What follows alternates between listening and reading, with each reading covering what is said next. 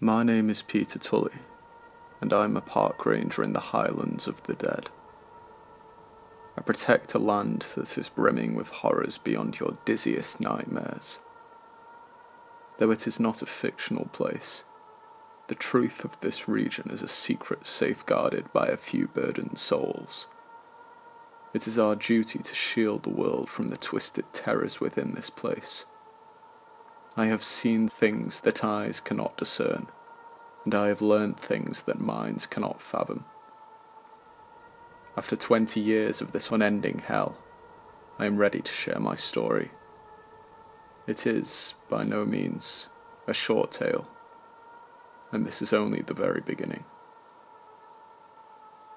When I moved to Scotland in the spring of 2004, I was a young man. I left the Metropolitan Police Force behind, and I accepted a position as a park ranger in the Scottish Highlands. Maria and I were hoping to start a family. It was a clean slate for the two of us. "Are you sure this is what you want?" Maria asked. "Of course," I said. "Are you?" "Well, it's a bit late for both of us to be asking these questions now," Maria laughed, motioning at the window. "We're already in Scotland." I smiled. "I know, but you can always say the word. We could hop back in that car and drive back to London." "I don't care about London," she said, wrapping her arms around my neck. "I care about you." I kissed her forehead. "This won't be like the city, Maria. It's peaceful out here." "Every job comes with challenges, Peter," she said. "Are you ready to jump straight into work?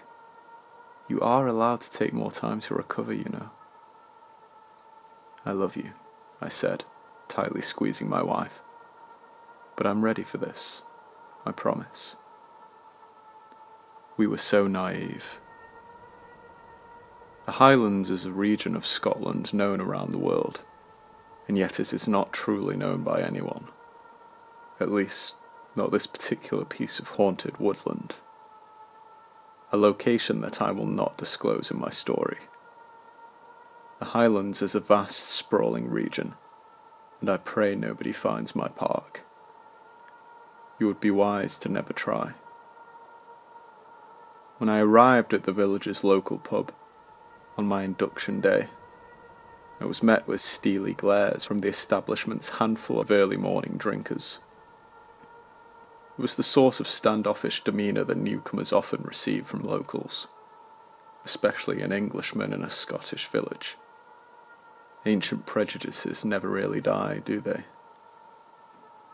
"Over here, Peter," a man hoarsely bellowed. I turned to see Matthew Wright, the old man I recognised from my job interview. It had only been a month since our online call, and yet the fellow had somehow aged another 10 years or so. He must have been in his late 60s at the time, and I could only assume it to be stress-induced aging. The result, most likely, of Matthew filling in for the previous park ranger, who had disappeared 3 months prior. That was the real reason for Maria's concern regarding the new job, the murky circumstances surrounding the opening of the position in the first place. "Hello, Matthew," I said, sitting opposite him. "How are you?"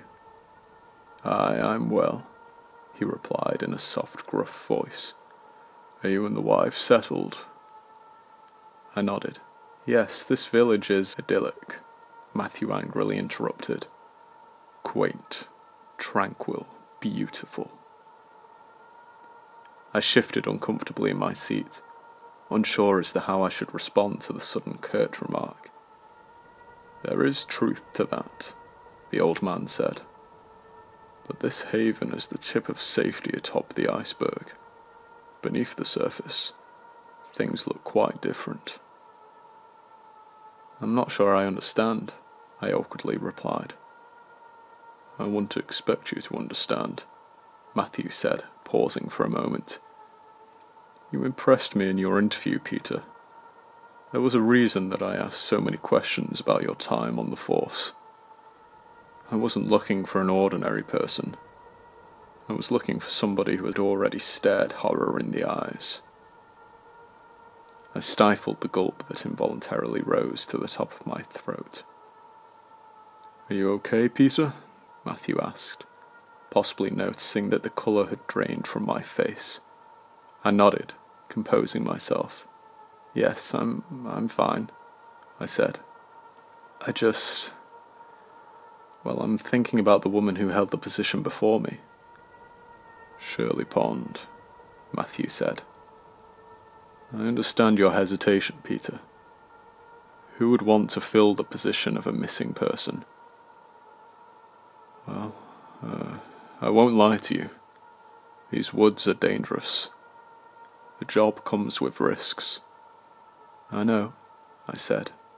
"You warned me." I hadn't divulged that piece of information to Maria, as I knew she was already uneasy about me returning to work after the nervous breakdown in London. "I did," Matthew said, sighing. "But, well, what do you imagine might have happened to Shirley? What's the worst thing you've imagined?" I frowned at the horrid nature of the question. I imagined that the park ranger either tumbled over a mountainous cliff edge or met her demise at the hands of a wild animal. There are very few wild animals in the Highlands. A boar could have attacked the park ranger, but it was highly unlikely. "Here's the thing, Peter," Matthew said, seeing that I had no answer. "Your darkest idea does not compare to the true horror of the forest. And though I want so desperately to tell you what you will find in the woods, I will not bother." "Why?" I asked, frowning. Matthew sighed. "You wouldn't believe me, boy. You simply would not believe me." "Try," I said. "No," he replied, shaking his head. "You would laugh in my face and leave." Matthew said a lot without saying much, and I started to piece things together in my brain. The man, no doubt, believed in cryptids, monsters, perhaps old Ness herself, hiding in the lot. Being an English city boy with a rational approach to life, I didn't believe in such things. "What's out there? Some sort of creature?" I asked. Matthew eyed me for a few seconds, perhaps searching for the faintest hint of a smile on my face. Any sign of mockery, and I was certain I'd be fired before I'd even started. "There are those who know what lie in those woods," Matthew said, nodding his head at a couple of drinkers in the pub. "They've seen things.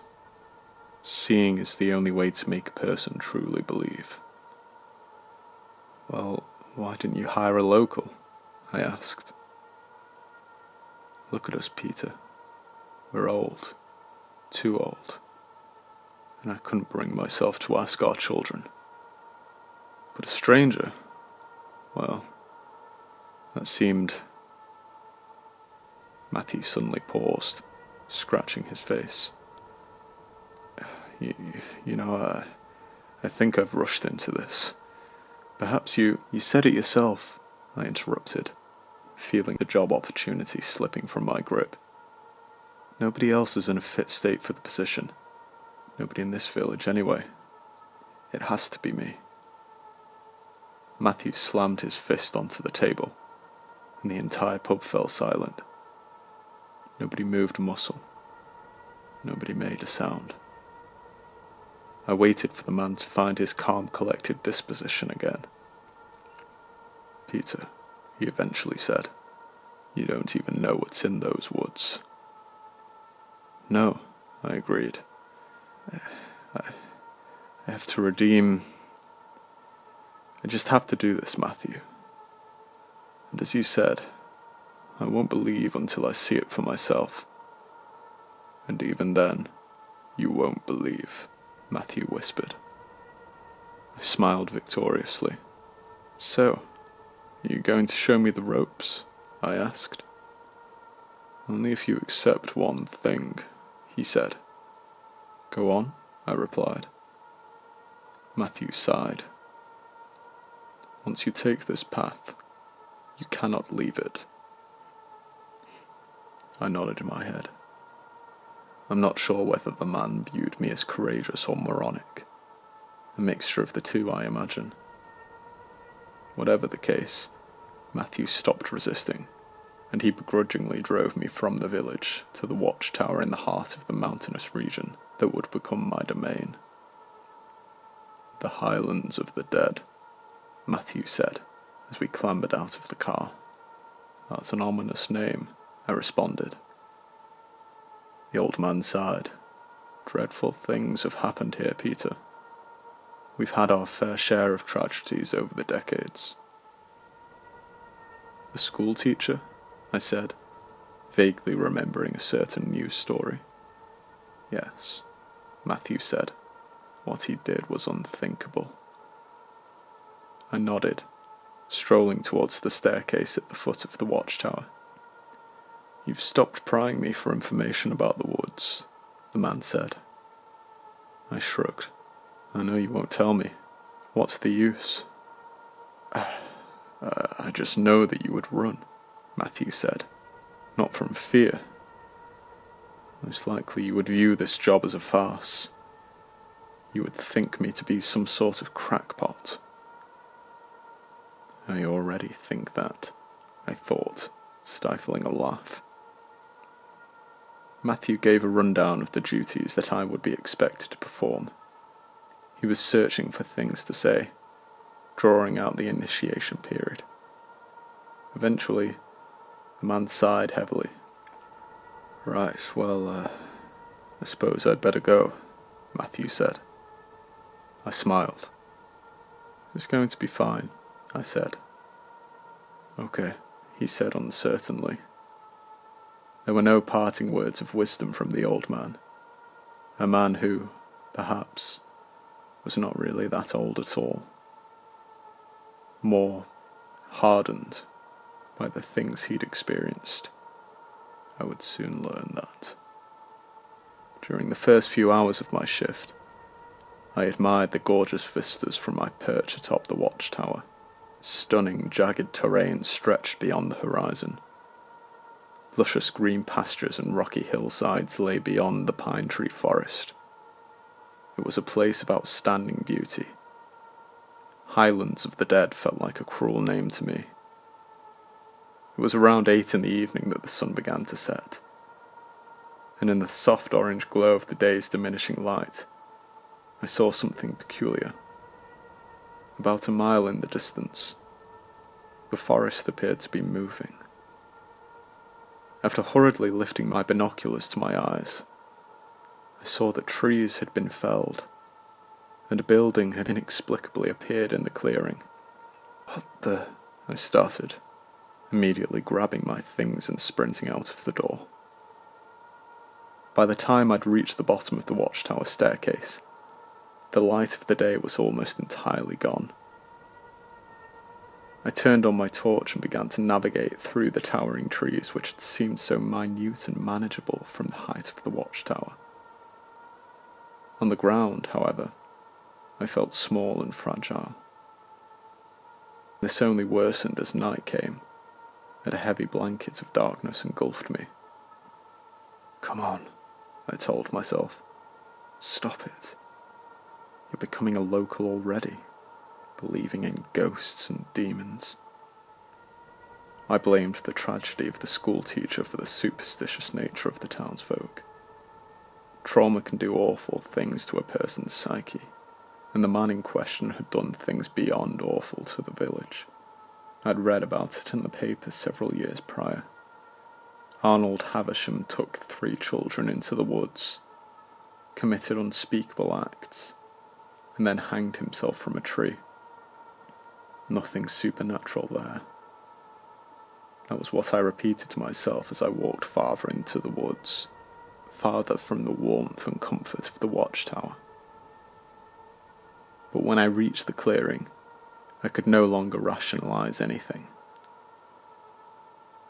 A building had emerged from the underworld. It had torn through grass and dirt, splintering the surrounding trees. No felling or man-made construction.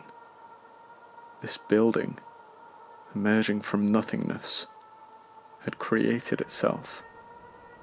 And when I realized that I recognized the structure, I stumbled backwards in horror. It was the village school. A moss-covered, ghoulish representation of the school building was lurking in the depths of the Scottish Highlands at the dead of night. "How?" I whispered, shaking. Matthew had been right. The horrors of the woods had to be seen to be believed. But I hadn't even seen the true horrors yet. A scream pierced the night, and I tumbled to the ground, managing to hold on to my torch. The haunting, pained sound came from the belly of the demonic building before me. A building that had clearly just risen from hell itself. And yet, defying all sense of reason, I found myself clambering to my feet and walking towards the ajar front doors. Redemption. It had been served on a platter for me. A chance to right my wrongs. A chance to forget London. That's a story for another time. I tore the splintered doors fully open, and one of them fell from its hinges. After stepping over the bumpy ground that had risen through the cracks of the floor, I shone my torch into the great abyss before me. I found myself lighting an overgrown, long-forgotten school corridor. The apocalyptic hallway was lined with rusty lockers coated in vines. The tiles crumbled beneath my feet, giving way to dirt and rocks. And as I disappeared deeper into the paranormal building, I began to regret my decision. But just like Matthew and the other villagers, trauma was guiding me blindly forwards. "Help!" A distorted voice screeched from the darkness. I followed the sound down a corridor to the right, finding that my torch seemed to be struggling to permeate the thick shadows of the halls. The school's atmosphere was unearthly. There was a blackness beyond comprehension, and a silence that gave way to the sound of my heartbeat. "Please," a girl cried. It came from a room at the end of the corridor. Classroom 11A. Steadying my torch in my trembling hand, I took tentative steps towards the doorway, finally hearing something. A scratching sound in an otherwise silent building. Free hand pressed against the door. I gently pushed it open. The wood creaked ever so slightly as it revealed a tiny box room with 3 chairs and a whiteboard on the far wall. But there was nobody inside. There was only the sound of scratching from above. "Hello?" I called. The scratching stopped, and all that remained was, yet again, the sound of my heartbeat, an ever-quickening rhythm. Then, without warning, the ceiling tiles gave way, and I yelled as 3 bodies came tumbling from above. I fell through the open doorway and looked up at the terrifying scene from the ground. 3 school children, 2 boys and a girl, swayed from nooses which led into a blackened void beyond the vanished ceiling. But these were no corpses. The children had hollow eye sockets, burrowing deeply into their faces. Their gaping mouths revealed black chasms to match their eyes, and their skin was shallow. It scarcely clung to their skeletons, much as their tattered uniforms barely clung to their bodies. But most horribly, their necks were elongated to a couple of feet in length.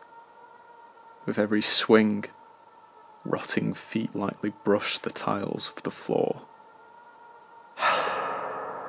My eyes shot to the dead girl, whose empty, lifeless mouth twitched to utter a ghastly plea. Body frozen, I hoisted myself up and turned on my heel.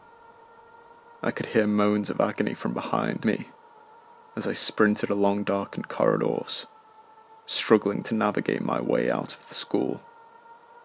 Everything looked different. I was trapped in an ever-changing maze. And when I finally found the corridor leading to the front doors of the school, the ground began to quake. The ceiling above slowly descended, and I realized the spectral building was sinking. I sprinted towards the exit, desperately trying not to stumble over the rocky surface beneath my feet. I could feel the fresh air spilling through the doorway. My brain was finally working again. I'd woken from a trance. Why did I even come in here? I wondered. The haunted place had wormed its way into my brain, but I was almost free of it.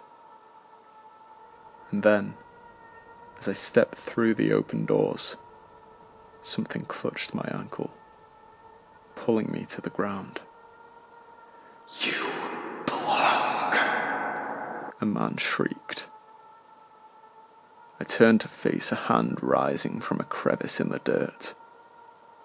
A near fleshless, ghoulish limb slithered out of the earth, and I frantically wriggled my ankle, attempting to free myself of the terrifying creature that had seized me. Then its face emerged, like those of the children who was rotting. It bore shallow eye sockets and a blackened mouth, a mouth that opened wide, unleashing a deep, unyielding cry. And as I looked upon its face, my mind filled the blanks. I realized who was emerging from the world beneath. I remembered the picture from the news article. Arnold Havisham. The building was plummeting into the ground below, and the undead schoolteacher was trying to take me with him. I clung to the dirt, desperately scrambling to stay in the world above, but my ankle had started to disappear into the hollow. And then I saw something. Illuminating the blackened hole with my torch, I could faintly distinguish another pair of rotting hands, slender, but just as hauntingly unearthly. The brittle fingers coiled around the schoolteacher's inhuman face, and the man growled ferociously as an unseen creature separated him from me. As my ankle finally slipped out of Havisham's grasp, I jumped to my feet, watching the ground seal above the haunted school and its inhabitants. Without stopping to catch my breath, I ran back to my watchtower. And then I sat in my office, shivering, until Matthew arrived around 5 a.m. He saw my pale face and smiled pitifully. "I tried to warn you," he said. "How is it real?" I whispered, shaking. "What did you see?" Matthew asked quietly. "The schoolteacher," I replied. Matthew Wright raised an inquisitive eyebrow and widened his eyes. "Havisham?" "Yes," I said. "Isn't that what you saw?" He shook his head.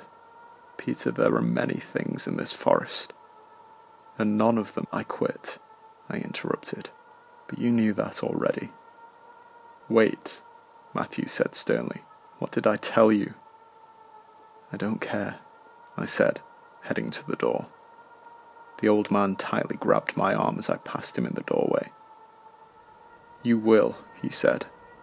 "Once you take this path, you cannot leave it." That was what I said.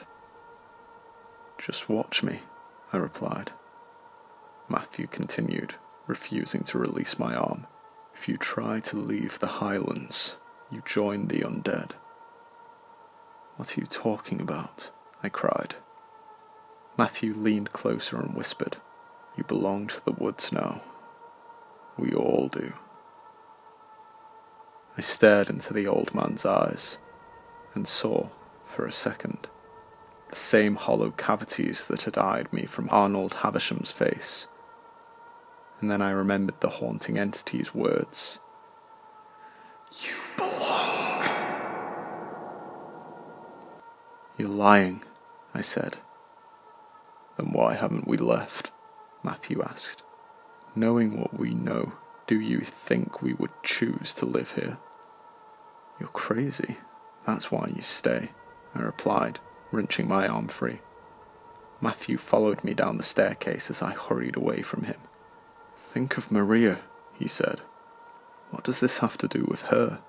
I barked, stopping and turning to face the man. Everyone in this village is entwined with the Highlands, he explained, placing a hand on my shoulder. I tried to warn you, Peter.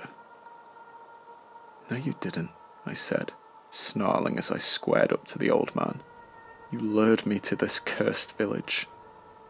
You tricked me into agreeing to do this job. Your warnings were meaningless. You knew I would view you as nothing more than a crazy old man telling stories. You knew exactly what you were doing. Aye, Matthew replied, seemingly not intimidated by me. Maybe, but I had to do it for the village. We need a ranger, and I'm falling apart at the seams. Do it for the village, I said, laughing manically. What use is a park ranger against horrors of that magnitude? Matthew gripped both of my shoulders tightly and spoke coldly. The forest needs souls. That is our purpose. We sacrifice ourselves to this place every night. We give it a slice of our very essence. And in return, it spares the village. It spares everyone. Matthew's weary and worn face finally made sense to me. Everyone except us, I whispered. The man nodded. Everyone except us. So I kill myself slowly, like you, I asked. That's my lot in life. No, you save the village, he said. That's your lot in life. I wish I could offer a happy ending. But 20 years later, at the age of 42, I find myself transforming into the now deceased Matthew Wright. I have assumed his role as a withered, worn-out husk, who, on a nightly basis, sacrifices himself to the Highlands of the dead. And why? To protect Maria. To protect our son, Henry. To protect everyone. But I strive to free myself of this prison. I have learnt things during the past 2 decades, and yet the full truth of these woods remains a mystery to me. Still, there is more to my story. This is only the beginning.